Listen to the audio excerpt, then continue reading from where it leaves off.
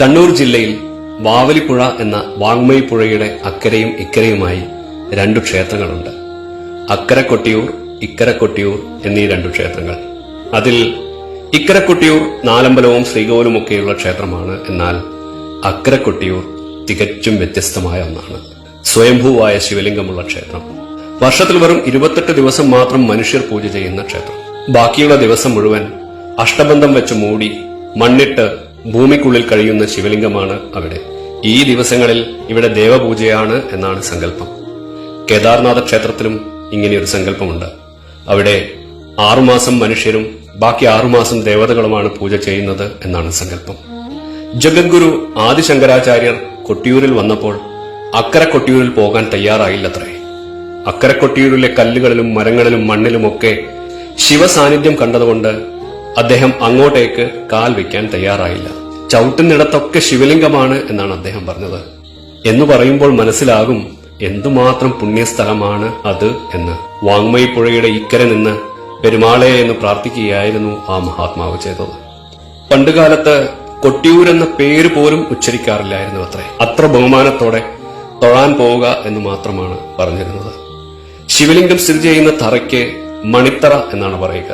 സതീദേവി ദേഹത്യാഗം ചെയ്തു എന്ന് പറയുന്നിടത്തിന് അമ്മാറക്കൽ തറ എന്നും പറയും. 28 ദിവസത്തെ വിശേഷങ്ങൾക്ക് വേണ്ടി ക്ഷേത്രവും ശ്രീകോവിലും അടിയന്തരക്കാർക്കും മറ്റും താമസിക്കാനുള്ള കയ്യാലകളുമെല്ലാം താൽക്കാലികമായി മാത്രം ഉണ്ടാക്കുന്നതാണ്. സതീദേവിയും പരമേശ്വരനും ദക്ഷയാഗവും ഒക്കെയായുള്ള കഥകൾ ഉണ്ട് എങ്കിലും കൊട്ടിയൂരിലേത് ഓടക്കാട്ടിലച്ഛനും പോർക്കലി ദേവിയുമാണ് എന്നാണ് എനിക്ക് തോന്നിയിട്ടുള്ളത്.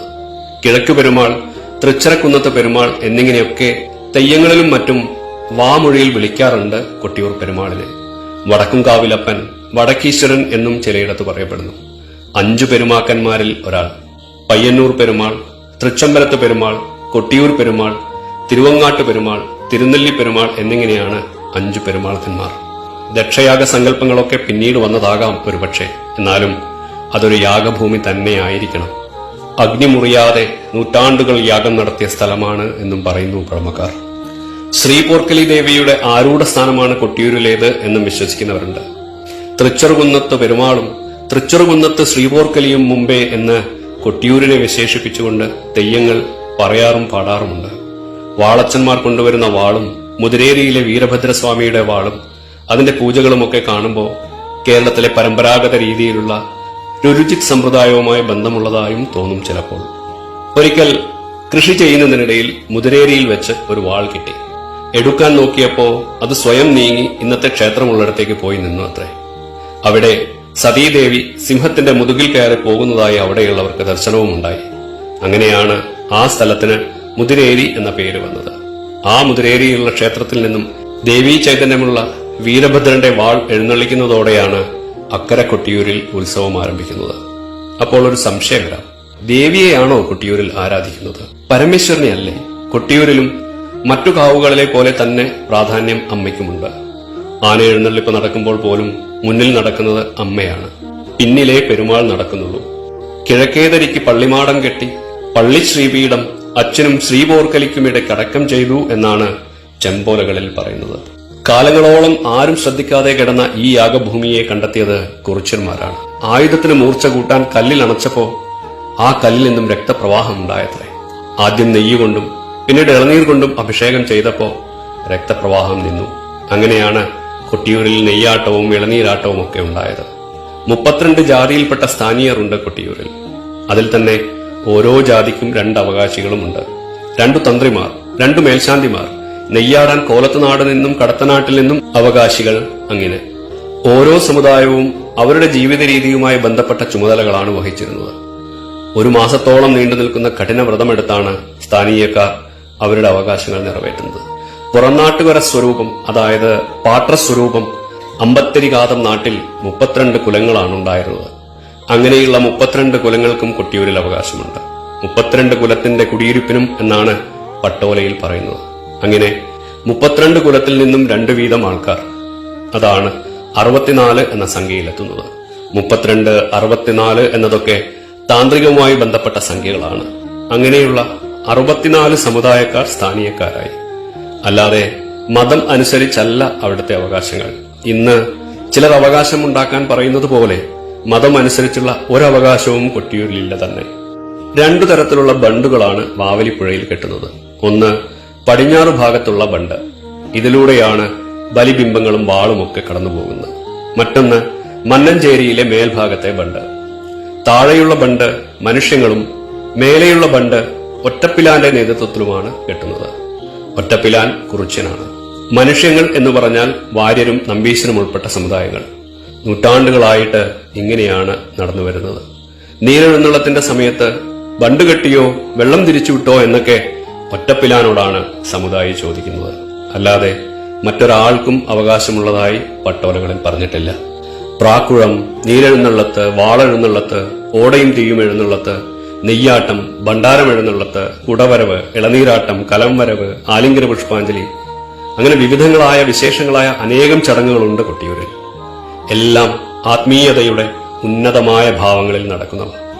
ഗൂഢമായ പല ചടങ്ങുകളും കൊട്ടിയൂരിലുണ്ട്.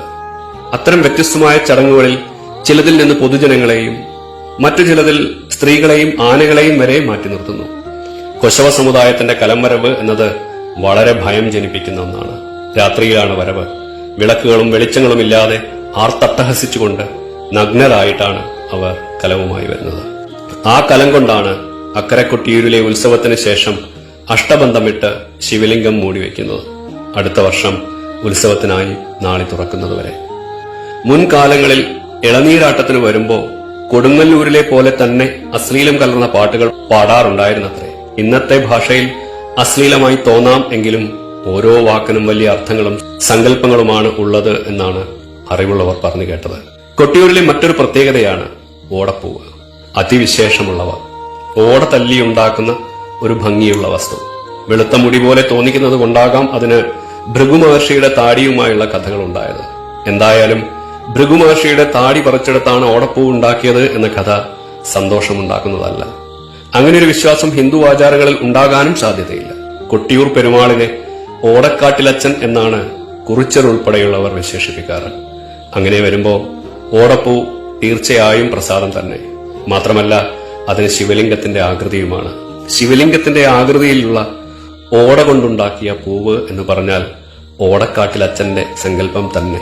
ക്ഷേത്ര ചടങ്ങുകൾക്ക് ഓടപ്പൂവുമായി ഒരു ബന്ധവുമില്ല എങ്കിലും പുറമെ കടകളിൽ നിന്നും മാത്രം കിട്ടുന്ന ഓടപ്പൂവ് ഓടക്കാട്ടിലച്ചന്റെ പ്രസാദം തന്നെയായി കാണാനാണ് സാധകർക്കും ഭക്തർക്കും ഇഷ്ടം. 100 കൊല്ലം മുമ്പ് 1921 മലയാള വർഷം 1098 കർക്കിടക മാസം 12-ാം തീയതി തൃക്കലശാട്ട് കഴിഞ്ഞ് 41-ാം നാളിൽ ഒറ്റപ്ലാവ് മലയിൽ വലിയ ഉരുൾപൊട്ടലുണ്ടായി. ആ മണ്ണ് മുഴുവനായും കൊട്ടിയൂർ യാഗഭൂമിയിൽ വന്നു പതിച്ചു. അക്കരെ കൊട്ടിയൂർ മുഴുവനായും മണ്ണിനടിയിലായി. വലിയ അരയാൽ മരങ്ങൾ പോലും മണ്ണിനടിയിലായിപ്പോയി. അത്ര ഉയരത്തിലാണ് മണ്ണ് വന്ന് വീണത്. ഉച്ചയ്ക്ക് സംഭവിച്ച മണ്ണിടിച്ചിൽ 15 കിലോമീറ്റർ ദൂരത്ത് മണത്തനയിൽ താമസിക്കുന്ന ഊരാളന്മാർ അറിയുന്നത് രാത്രിയായിട്ടാണ്. ഘോരവനം, വാവലിപ്പുഴ പോലും ഗതിമാറി ഒഴുകുന്നു. ഇന്നത്തെ പോലെ റോഡുകളില്ല, യന്ത്രങ്ങളില്ല. 4 മാസത്തോളം ഒന്നും ചെയ്യാൻ കഴിഞ്ഞില്ല അത്രേ. പിന്നീട് ഊരാളനായ മണത്തലയുടെ വല്യച്ഛൻ എന്ന് വിളിച്ചിരുന്ന കരിമ്പനക്കൽ ചാത്തോത്ത് ഗോവിന്ദൻ നായരുടെ നേതൃത്വത്തിൽ 6 മാസം നീണ്ട ഭഗീരഥ പ്രയത്നത്തിലൂടെ ഇന്നത്തെ അവസ്ഥയിലേക്ക് തിരുവഞ്ചേരിയെ എത്തിച്ചത്. കാടിന്റെ സ്പന്ദനമറിയുന്ന കുറിച്യരും പണിയരും മുന്നിൽ നിന്ന് വഴി കാണിച്ചു കൊടുത്തു.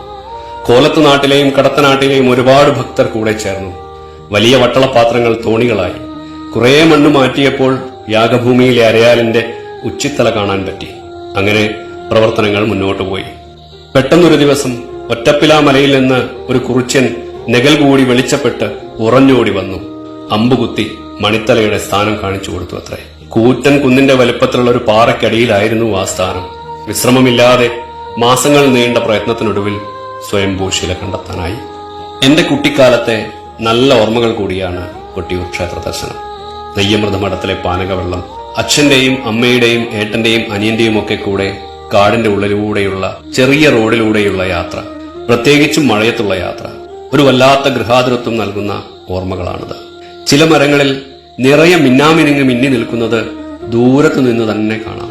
ഒരുപാട് കുഞ്ഞരുവികൾ റോഡിന്റെ സൈഡിലൂടെയും റോഡ് മുറിച്ചു കടന്നുമൊക്കെ ഒഴുകുന്നത് കാണുമ്പോൾ തന്നെ അതിന്റെ തണുപ്പ് അനുഭവപ്പെടുന്നത് പോലെ തോന്നും. ദൂരെ തലയുയർത്തി നിൽക്കുന്ന ഹിമവാനെ ഓർമ്മിപ്പിക്കുന്ന പാലുകാച്ചു നീണ്ടു നോക്കി മലനിരകൾ, ബാവലിപ്പുഴയിലെ കുളി, തിരുവഞ്ചിക്കുളത്ത് വെള്ളത്തിലൂടെ നടന്നുള്ള ക്ഷേത്ര പ്രദക്ഷിണം, പ്രസാദമായി കിട്ടുന്ന നെയ്യ്, സ്ഥാനീയക്കാരുടെ ഇടങ്ങളിൽ നിന്നും കിട്ടുന്ന ചായയും പലഹാരങ്ങളും, തിരിച്ചു വരുമ്പോൾ വാങ്ങിക്കുന്ന ഓടപ്പൂവ്, മലർ, പൊരി, എല്ലാത്തിലുമുപരി കോരിച്ചൊരിയുന്ന മഴ, കറുത്തിരുണ്ടു നിൽക്കുന്ന കാലാവസ്ഥ, അങ്ങനെ കുട്ടിക്കാലത്തെ നല്ല കുറെ ഓർമ്മകൾ കൂടിയാണ് എനിക്ക് കൊട്ടിയൂരിലെ പെരുമാളിന്റെ ദർശനം.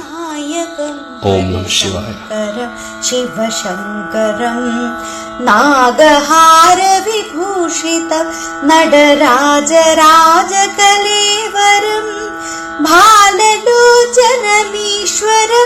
ഭവതാരകം ഗണനായകം പാർവതി പരിസേവിതം പരമേശ്വരം സതതം ഭജേ ശാശ്വതം ഭയനാശകം ശുഭദായകം സുരപൂജിതം സൂര്യചന്ദ്രവിലോചനം നിടിലാഗ്നിലോചനമീശ്വരം ചന്ദ്രചൂഡജടാധരം വരദായകം മുനിസേവിതം പാർവതി പരിസേവിതം പരമേശ്വരം സതതം ഭജേ കാരണം പരമം പരം കരുണാകരം ശശിഭൂഷണം നീലകണ്ഠമനോഹരം നിഖിലാഘനാശനകാരണം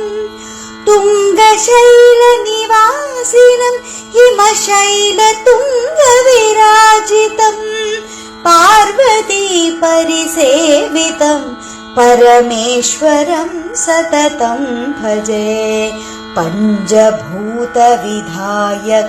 വൃഷവാഹനം ത്രിശിഖാവഹം